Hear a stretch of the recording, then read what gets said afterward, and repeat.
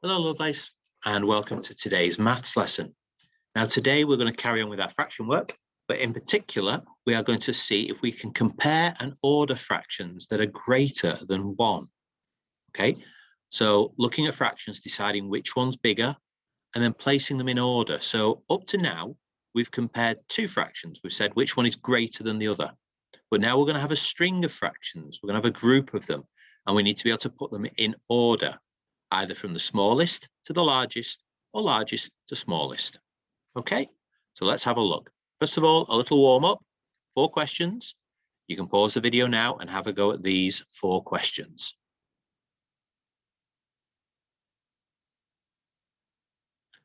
Right, now, number 1, we're looking at creating an equivalent fraction. Now, we've been told it is equal. So we need to make this top number, the numerator, equivalent.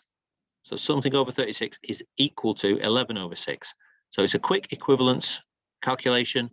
6 times 6 will give us 36. 11 times 6 gives us 66. Remember, whatever you do to the bottom, you do to the top. So 66. Okay, number 2. Here we want to know what's the missing symbol. So we need to make one of these fractions equivalent to the other. Or not equivalent, but the numerator or denominator the same as. So let's look at the denominator of this one. What do we do to a 10 to turn it into a 20? Well, we're going to times it by 2. And whatever we do to the bottom, we do to the top. Okay, so 10 times 2 gives us 20, which matches our denominator from the other side, which is what we're looking for. 25 times 2 is 50. So 29 over 20, 50 over 20. Which one is bigger? Quite clearly, it's 50 over 20. Because remember, if the denominators are the same, then the bigger the numerator, the bigger the fraction. Number 3, something over 11 is greater than 2. Well, let's have a think, first of all. Something over 11, what would it be if it was something over 11 was equal to 2? Oops, so equal to 2. If we said 22 over 11, that will be equal to 2. But we want greater than. So basically, any number larger than 22, because 22 over 11 is equal to 2, but we want it to be bigger. So 23 over 11 will be fine, 24, 25, 26, and so on. So any number greater than 22, 23 or bigger would be greater than 2. What about number 4? Here we've got 2 nice numerators to compare. It's going to be quite easy to turn an 8 into a 16. So let's make an equivalent fraction with 16 as my numerator. There we go. We're going to times by 2. 8 times 2 is 16. 6 times 2 is 12. So we've now got 16 over 14 and 16 over 12. Which one's bigger? Well, the bigger one is the one with the smaller denominator. Remember, if the numerators are the same, the bigger the denominator, the smaller the fraction. Right, let's have a look. Now, I'm just in the way of that. Let's come down out of the way. There we go. So order these fractions in ascending order. Now, can we remember what ascending meant? We might ascend a flight of stairs, or we might ascend in an elevator. It's to go up. Okay, so we're starting with the smallest, and we're going up to the biggest. But you can see that these are a bit of a mess. How do we make these all either the same denominator or the same numerator? Well, I'm looking at the numerators. I think they're going to be easier to manipulate. And I'm going to target them all to be 20. So let's make them all 20 as a numerator. So for the first one, 2 times 10 gives me 20. 3 times 10 gives me 30. So 2 over 3 is equivalent to 20 over 30. What do I do to a 4 to turn it into a 20? Well, I multiply by 5. So I've got 20 over 45. What do I do to a 5 to make 20? Times by 4. So I've got 20 over 8. And then 20 over 17 can stay the way it is. Now remember, we've made the numerators the same. So the greater the denominator, the smaller the fraction. So we need the biggest denominator at this end, because that's going to be our smallest fraction. And we can see it's 20 over 45. So 4/9 is going to go in there. The next biggest is 30. So 2/3 is going to go into our next one.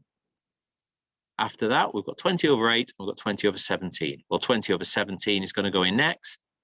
And finally, 20 over 8, which is 5 over 2. Okay, is that clear?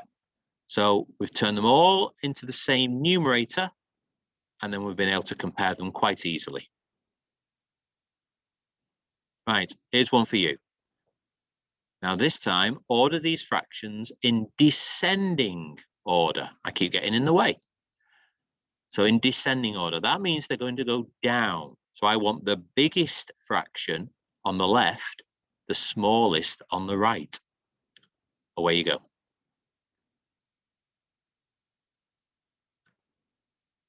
Right, for this one, again, I'm looking at the numerator, and I'm thinking that 30 would be a nice numerator for all of them, an easy one to work out. So the first one, for 60 over 32, I'm going to halve. I'm going to divide by 2. That'll give me 30 on the top and 16 on the bottom, because half of 32 is 16. 30 over 19 can stay the same. Then 1 times 30 and 2 times 30 gives me 30 over 60, and multiply by 6 to give me 30 over 24. So we've got 30 as our numerator in all 4 sentences, in all 4 fractions. So now we can compare. And remember, we want descending. So we want the biggest fraction at this end. Now the biggest fraction is the one with the smallest denominator, which is our 30 over 16. So 60 over 32 goes in there. Our next one will be 30 over 19. Our next one will be the 24. So 5 over 4. And finally, we're left with a half. Okay, so there's our biggest at the left, smallest at the right. Right, order these fractions in ascending order. So we're going up from smallest to largest. Now, this is a tricky one, because we've got a 3, a 12, a 5, and a 6.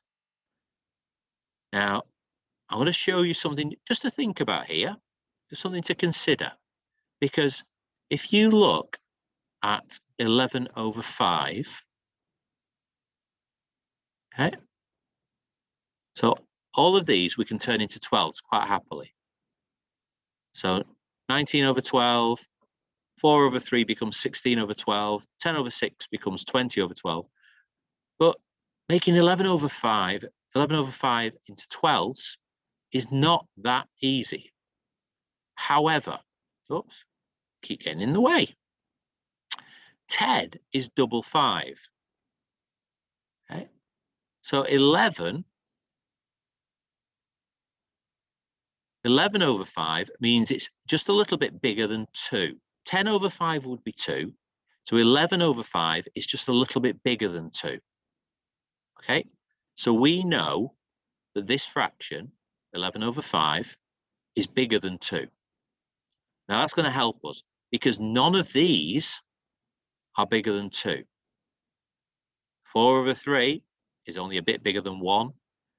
19 over 12, well, it would have to be 24 over 12 to be 2. And 10 over 6. So none of those are 2 or bigger, which means that 11 over 5, straight away, we can put in as the biggest fraction, even though we've not worked out its equivalence. We just know it's bigger than 2. Okay, so just a little observation there, a little bit of paying attention to the numbers. Now we can quite easily sort the rest out. We've now got 16 over 12, 19 over 12, and 20 over 12. So 16 over 12 goes in first, that's 4 over 3. 19 over 12 next. And finally, 20 over 12, which is 10 over 6. Okay, all these first 3 are less than 2. 11 over 5 is greater than 2, so we know it's the biggest one. Right, here's one for you to have a go at. So order these fractions in ascending order, from smallest to largest. 3 of them will convert really nicely. One of them is a little bit strange, but just have a think about it. Have a look at the number. Have a moment.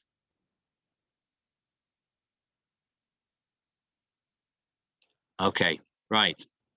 Let's have a look at these. Now we've got a 5, a 40, and a 20 as our denominators. They're quite easy to work with. We can manipulate those quite nicely to make a denominator of 40 or of 20 without any real problems. It's this 11 that's awkward. That's a funny number to be working with. And it doesn't fit into these times tables at all. 11 isn't a factor of 40 or 20 or 5. It's just a horrible one. But are we paying attention? Have we recognized that all these 3 are improper fractions? Our numerators are bigger. And that means that all 3 of these are bigger than 1. But this little fella, 10 over 11, is a common. It's a proper fraction. The numerator is smaller than the denominator. That means this is less than 1. So we don't actually need to convert it. We know it's smaller than all the others because all the others are improper fractions. So we've turned them all into 40ths. 7 over 5 becomes 56 over 40 because we multiply by 8.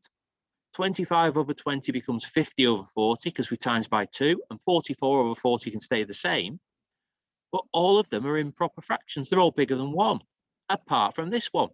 So we can put that one in as the smallest fraction straight away.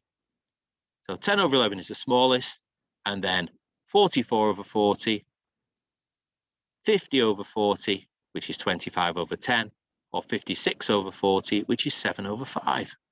Okay, so we've just used our knowledge of improper fractions and proper fractions to help us recognize that that's the small one.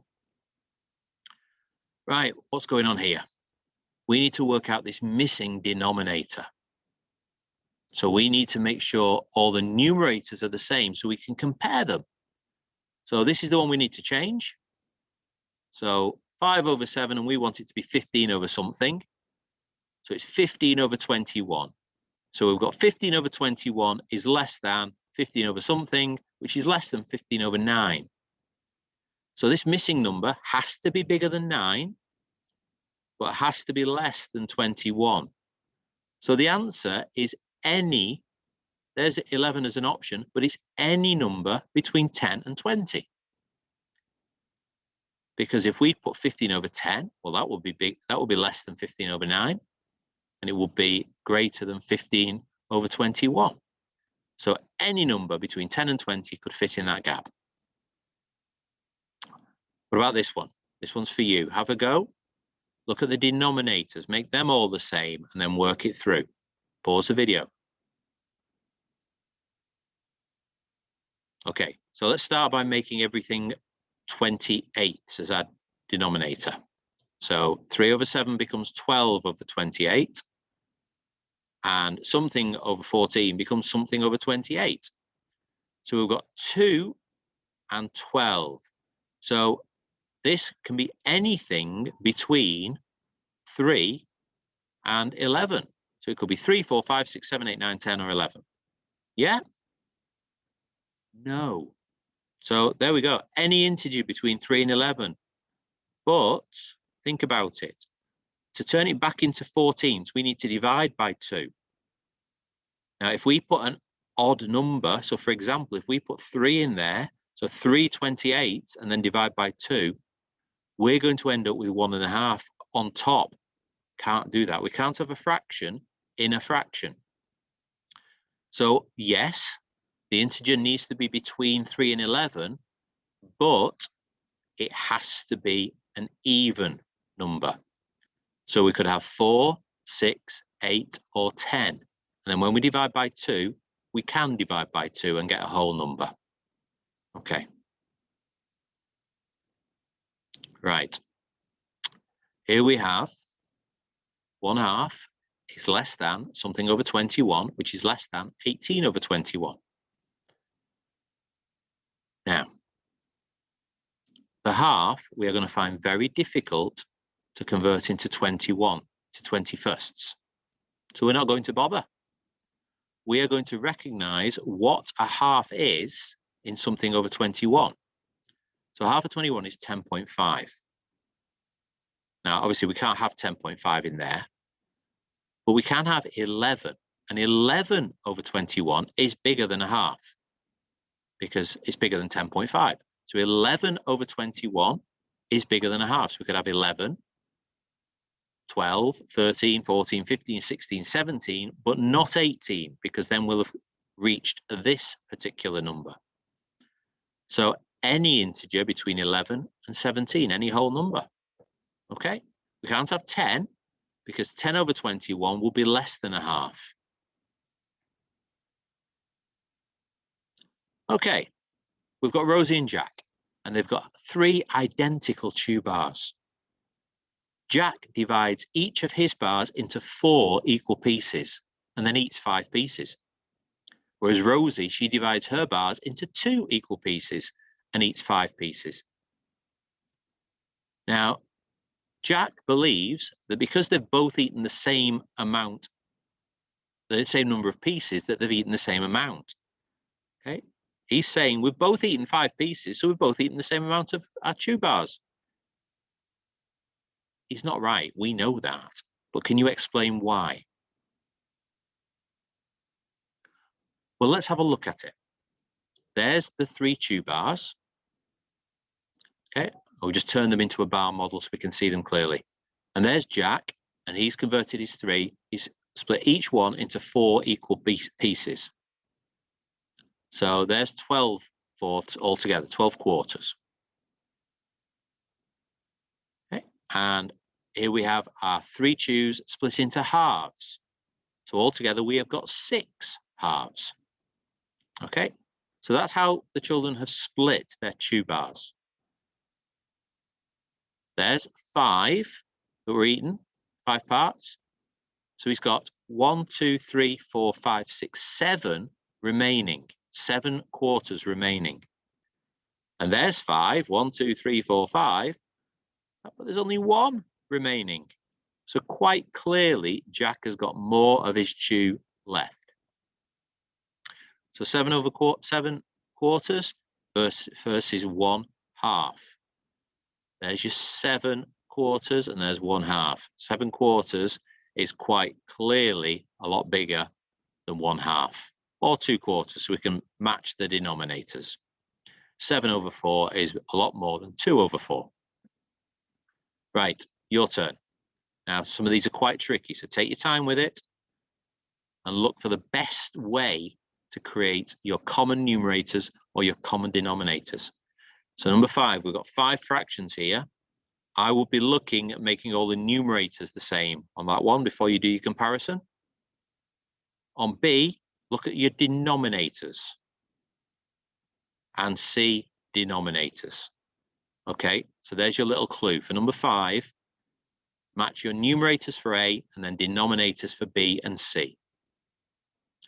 6, there's 3 possible ways to complete each of those statements. Can you work out the missing numbers? Pause the video, have a go. Okay, right, so here's your answers. Having converted all your numerators to 16s, then we should be able to drop in those answers. 8 over 2, 8 over 3, 16 over 8, 4 over 5, and 8/15. Remember, these are in descending order. Biggest at the beginning, down to smallest. B, 15 over 6, 7 over 3, 15 over 9, 12 over 9, 7 over 9. Again, largest to smallest. And C, 3 over 1, 14 over 5, 27 over 10, 42 over 20, and 17 over 10. Largest to smallest. Okay. Number 6, the missing numbers. A, you could have had 2, 3, and 4. B is 4, 5, and 6. And C is 8, 7, and 6. Okay. Now, 7 and 8. Alex and Dora each have 2 identical cakes. Alex cuts her cakes into 6 equal pieces and gives 10 of her friends a piece each. Whereas Dora cuts her cakes into 12 equal pieces and gives 18 of her friends a piece each. Who has more cake left? Okay. So maybe have a go at drawing those or writing out the fraction, taking away the pieces that she's given away to friends, see what's left. And number 8, the greater the numerator, the greater the fraction. Give 3 examples to show why that is not correct. So can you show me pairs of fractions where a bigger numerator is actually a smaller fraction? Pause the video, have a go. All right, so here are your answers for this one. Okay, so Alex has cut into 6 and given away 10 pieces. So there's 6. She's given away the whole of that cake. And 1, 2, 3, 4. She's just got 2 sixths remaining. Whereas Dora cut into 12 and gave away 18. So she's given away 12 there, and then 1, 2, 3, 4, 5, 6. She's still got 6 twelfths left over. So Dora has got half of her cake left, 6 over 12, whereas Alex has only got 2 out of 2 sixths left, which is 1/3. Dora has got more cake left. And then number 8, you could have lots of different answers, but here's one example. So here, the numerator is 3, and the numerator here is 1. So the numerator is bigger, but the fraction is smaller. 3 over 17 is a lot smaller than 1/2. So there's evidence, there's proof that that rule is not true. The greater the numerator, the greater the fraction. That's not true. And there's proof. Okay, in Tapestry, I will take a look at your different answers for that question, for question 8. Okay, but that's the end of today. Take care of yourself, guys. Get these things uploaded and onto Tapestry as soon as you can so I can take a look. Look after those around you, and I will see you very soon.